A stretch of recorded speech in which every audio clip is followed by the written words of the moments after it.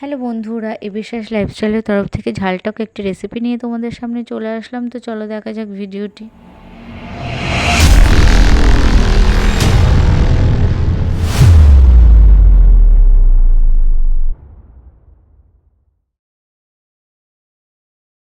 আমার আজকের রেসিপি আলু কাবলি। আলু কাবলি করার জন্য আমি কি নিয়েছি, প্রথমে ছোলা মটরটাকে 1.5 থেকে 2 ঘন্টার জন্য নর্মাল জলে ভিজিয়ে রেখেছিলাম।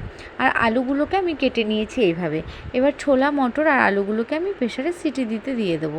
তোমরা চাইলে আলুগুলোকে কেটে দিতে পারো, পাতলা পাতলা করে কেটে একেবারে সেদ্ধ করে দিতে পারো।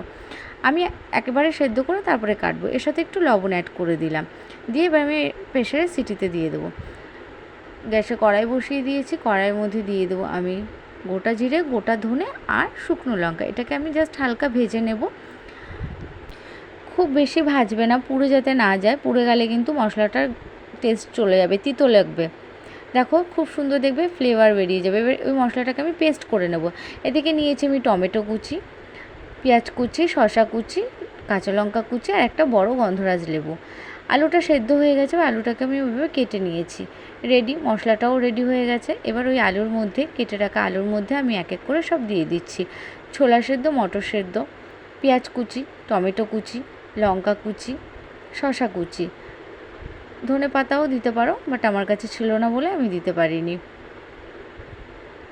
এক এক করে দিয়ে সব মাখবো। এর মধ্যে আমি দিয়ে দেবো তেঁতুল গোলা জল। তেঁতুলটাকে কিন্তু আমি আধা ঘন্টা আগে জলে ভিজিয়ে রেখেছিলাম।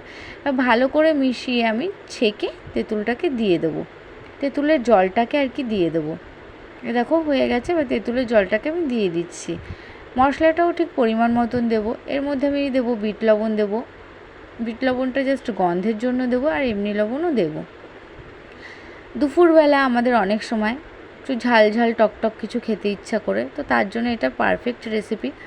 তোমরা বাড়িতে করে খেয়ে দেখো বন্ধুরা, খুবই নর্মাল ঘরোয়া জিনিস। এই সমস্ত জিনিস আমাদের ঘরে সবসময় নর্মালি থাকে, তো চট করে বানিয়ে খাওয়া যায় আর কি, ভালোও লাগে খেতে। গন্ধরাজ লেবুটাকে আমি হাত দিয়ে চিপড়ে দিলাম। গন্ধরাজ লেবুটা দেবো কিন্তু জাস্ট গন্ধের জন্য, ঠিক আছে? ঝালটা কিন্তু তোমরা তোমাদের পরিমাণ মতনই দিও।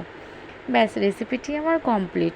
যদি আমাদের রেসিপিটি তোমার ভালো লেগে থাকে তোমাদের, তবে আমাদের চ্যানেলটিকে একটি সাবস্ক্রাইব করে দিয়ে পাশে থাকা বেল আইকনটি অবশ্যই ক্লিক করে দিও।